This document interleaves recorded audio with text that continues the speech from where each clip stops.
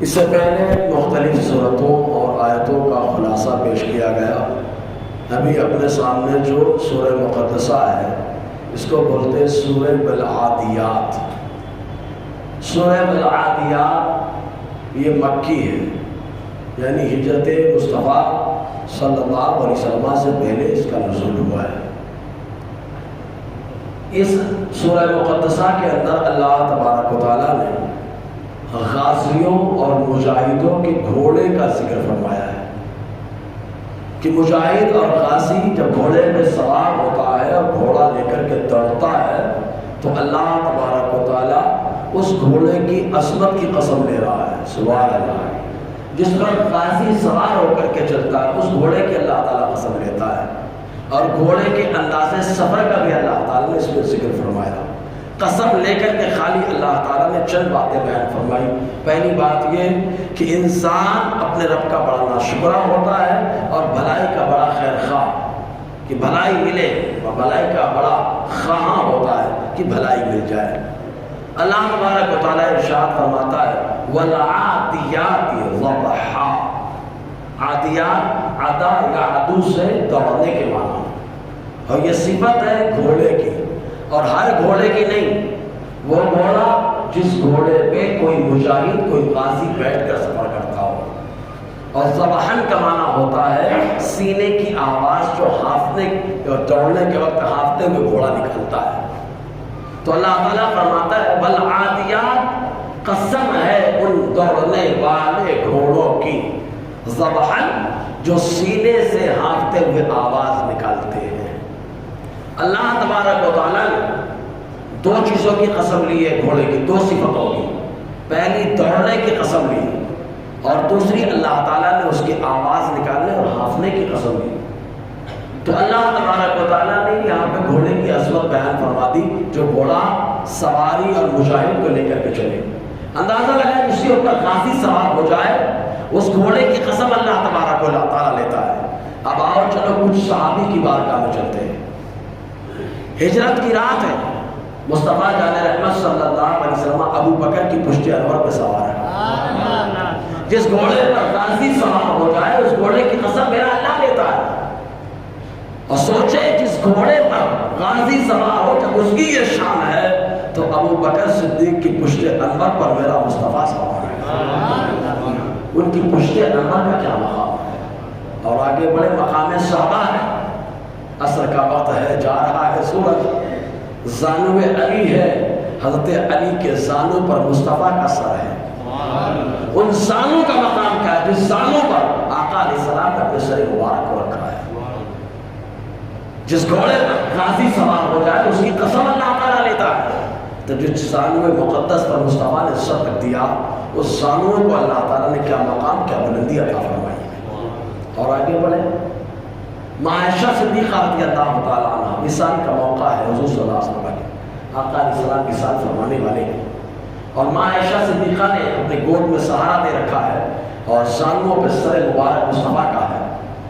حضور صلی اللہ علیہ وسلم عائشہ صدیقہ کے پہلو آپ کی گود میں وصال فرما گئے۔ ذرا سوچے جس گھوڑے پر ایک غازی سوار ہو جائے اس کا یہ مقام ہوتا ہے، تو ماں عائشہ صدیقہ کے زانو اور گود کا مقام کتنا بلند و بالا ہے جس میں اللہ کے نبی جلوہ افروز ہوئے۔ اچھا یہ تو وقتی طور پہ ہوا، اب آگے بڑھے، ماں آمنہ کا مقام کتنا بلند ہے، جنہوں نے 9 ماہ اپنے پیٹ کو مصطفیٰ کو لیا ہے۔ بولو نا یار، گھوڑا گھنٹہ 2 گھنٹہ لیتا ہے، 4 گھنٹہ لیتا ہے، 12 گھنٹہ لیتا ہے، 24 گھنٹہ لے گا، اس کے بعد وقفہ لے گا، لیکن مسلسل 9 ماہ جس ماں نے اپنے شکم اطہار میں رکھا مصطفیٰ جان رحمت کے نور مبارک کو، سوچے اس ماں آمنہ کا مقام کتنا بلند ہے۔ اور ولادت کے بعد جس ماں حلیمہ نے اپنی گود میں سینے سے لگا کر مصطفیٰ کو سفر کیا اور اپنے بچوں سے بھی زیادہ محبت کی اور سینے سے لگا کے رکھا، اس ماں حلیمہ سعدیہ کا مقام کتنا بلند و بالا ہے۔ تو اللہ تبارک و تعالیٰ غازیوں کے گھوڑے کی قسم لے رہا ہے، وہ بھی دوڑتے ہوئے، والعادیات، اور قسم ہے ان گھوڑوں کی جو دوڑنے والے ہیں، ضبحًا، ہانفتے ہوئے، سینے کی آواز نکالتے ہوئے۔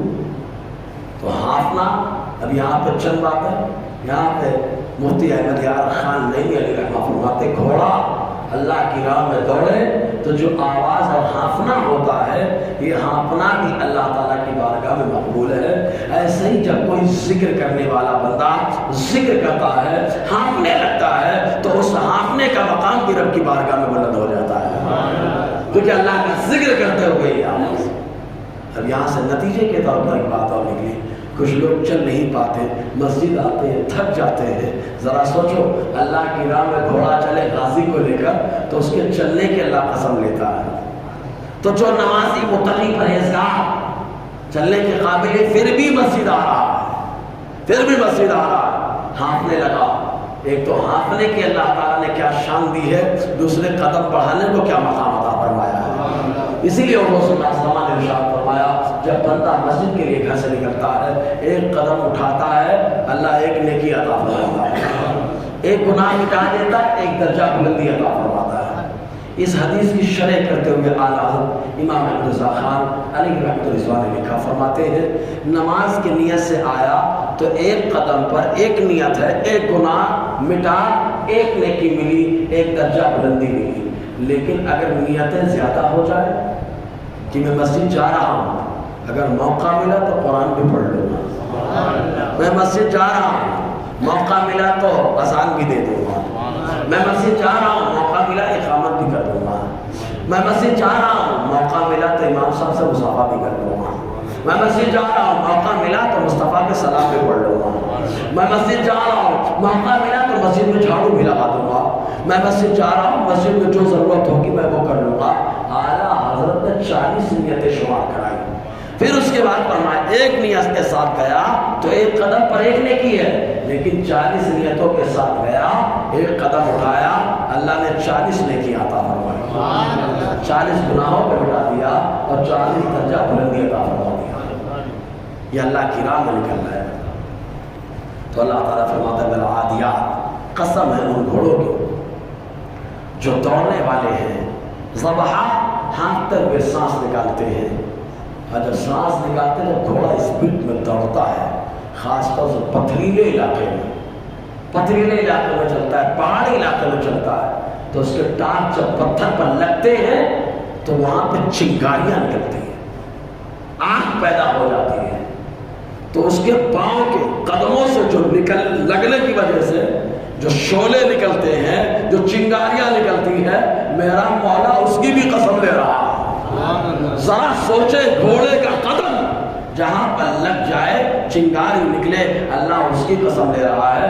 ارے غازی کو بٹھا کر چلنے والا گھوڑا، اس کے قدم سے لگنے والی آواز میں جو چنگاری نکلتی ہے، اللہ اس چنگاری کی بھی قسم لیتا ہے۔ تو اندازہ لگائیے، جس پر مصطفیٰ جان رحمت سوار ہو اور آقا علیہ السلام کا قدم جہاں لگ جائے، کھائی قرآن پاک کے خاکے گزر کی قسم، آقا علیہ السلام کے قدموں کا معاملہ کہ جب گھوڑے نے مار دیا، چنگاری نکلی، اللہ نے قسم لے لی، مصطفیٰ نے قدم رکھ دیا، اللہ تعالیٰ نے پورے شہر کی قسم لے لی۔ اللہ اقسم بہذا۔ اچھا ایک چیز اور، غازی بیٹھے گھوڑے میں، گھوڑا چلے، نال سن لگے تو نکلے چنگاری۔ غازی کی وجہ سے گھوڑا بھی عصمت والا ہو گیا، اور غازی کی وجہ سے گھوڑے کے قدموں میں بھی اللہ نے برکت ڈال دی، اللہ اس کی قسم لے لی۔ اب اندازہ لگائیے، غازی کی وجہ سے گھوڑے کی وجہ سے اس کا قدم اور قدم کی چنگاریاں، معلوم یہ ہوا اللہ کی بارگاہ میں جو بندہ مقبول ہوتا ہے اس سے نسبت رکھنے والا گھوڑا بھی مقبول ہوتا ہے اور گھوڑے کے قدم بھی مقبول ہوتے ہیں۔ جب یہ جاننا کا معاملہ ہو سکتا ہے تو سوچیں اللہ کی بارگاہ میں دوسری چیزوں کا کیا معاملہ ہوگا۔ اللہ تعالیٰ فرماتا ہے فالموریات قدحا، موریات تو وہ گھوڑے چلانے والے ہیں، چنگاریاں نکالنے والے ہیں، شعلے پیدا کرنے والے ہیں، قدحا سم مار کر کے، مارتے ٹاپ آگ نکل پڑتی ہے، مارتے قدم جیسے رکھتے آگ نکل پڑتی، کیوں؟ نیچے نال لگی ہوتی ہے لوہے کی، اور وہ جیسے ہی پتھر پر مارتے اس سے آگ نکلنے لگتی ہے۔ تو اللہ تعالیٰ ان کی قسم لے رہا ہے، اور کیسے شان کے ساتھ سفر کرتے ہیں، ایسا سفر نہیں۔ فالمغیرات صبحا، تو وہ گھوڑے صبح کے وقت حملہ کرنے والے ہیں. صبح کے وقت حملے کی اس کی وجہ صحابہ کا جب بھی کہیں لشکر لے کر کے جاتے مصطفیٰ رحمت صلی اللہ علیہ وسلم روانہ کرتے یا حضور کے بعد صحابہ نے لشکر کو روانہ کیا تو صحابہ رات بھر سفر کرتے فجر کا وقت ہوتا نماز پڑھ کے ڈائریکٹ حملہ کرتے کفار پہ. کیوں؟ اس وقت غفلت کی نیند وہ سوئے رہتے اور یہ مجاہدین اپنے رب سے دعا مانگ کر کے حملہ کرتے تھے. تو رات میں سفر کرنے کی وجہ سے لوگوں کو معلوم نہیں پڑنے پاتا تھا کہ لشکر آ رہا ہے, کوئی خبر نہیں ہو پاتی تھی اور یہ لوگ سویرے کے وقت حملہ کرتے تھے. عام طور سے سویرے جو آدمی جگہ ہوتا ہے وہ سست ہوتا ہے, جو رات پر جگہ ہو سویرے کچھ نہیں کر پاتا. لیکن اللہ تبارک و تعالیٰ نے ان کی شان یہ بیان فرمائی, رات بھر سفر کرتے ہیں پھر بھی تھکن نہیں ہوتی, اپنے رب کے حکم سے کفار پر حملہ بھی کر دیتے ہیں. فالمغیرات صبح, تو صبح کے وقت حملہ کرنے والے. صبح کے وقت برکت بہت ہے, بہت برکت ہے. جس نے صبح کو سنبھال لیا اس نے اپنی زندگی کو سنوار لیا. صبح کو سنوارنا بڑا اہم ہے.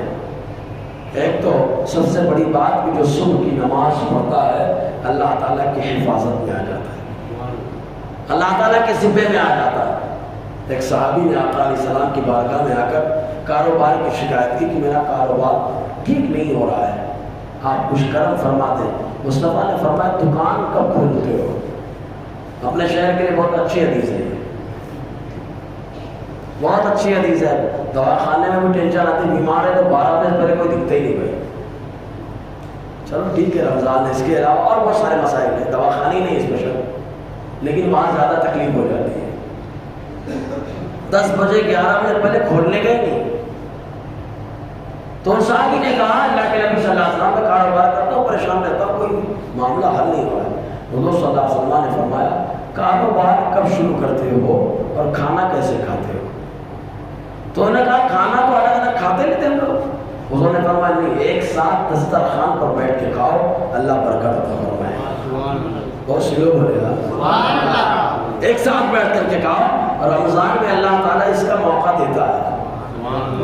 اور دنوں میں آدمی بیٹھے یا نہ بیٹھے, رمضان میں افطاری میں ایک ساتھ بیٹھ رہا ہے, اور دنوں میں بیٹھے یا نہ بیٹھے رمضان میں سحری میں ایک ساتھ بیٹھ رہا ہے.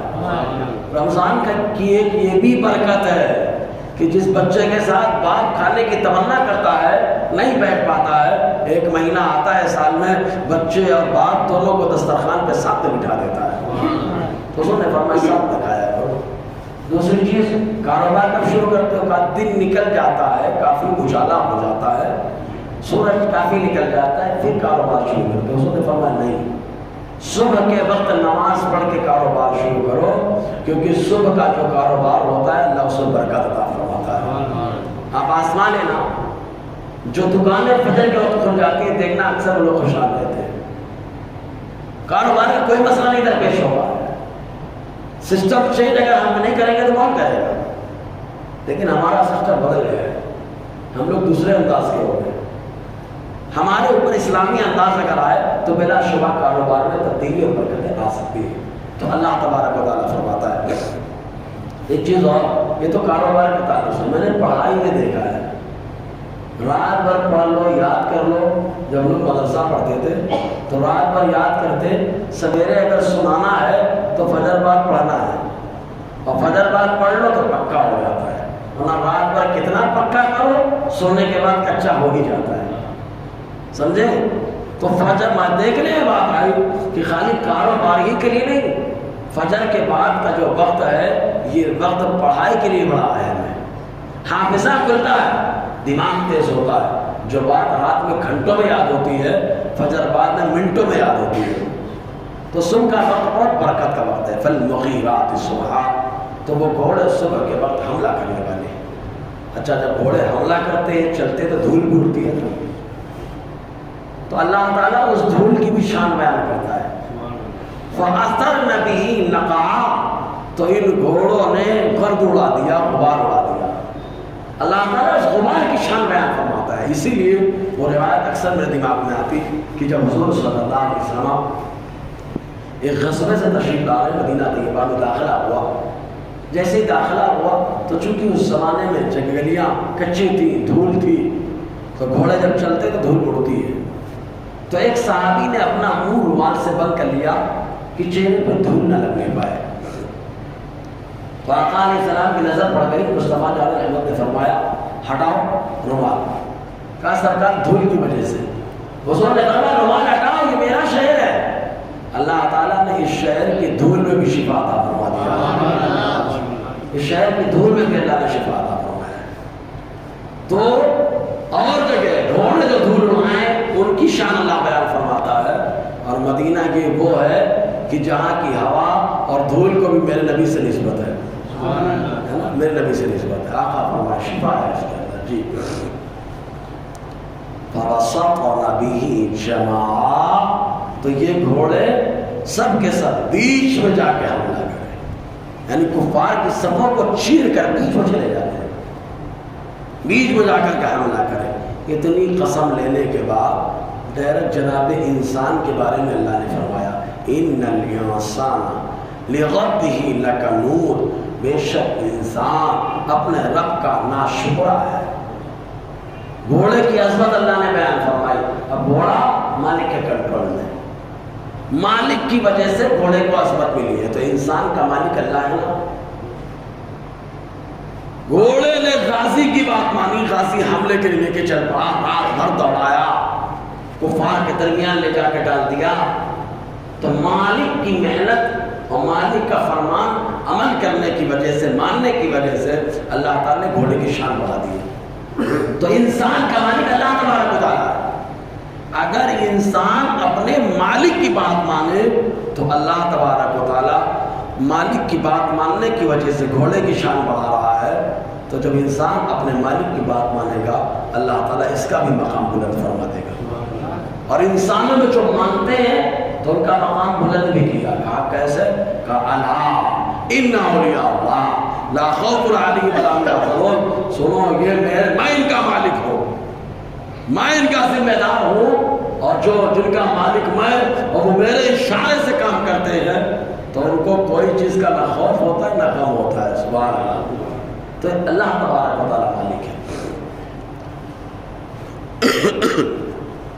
تو اللہ تعالیٰ فرماتا ان الانسان لربہ لکنود، بے شک انسان اپنے رب کا ناشکرا ہے.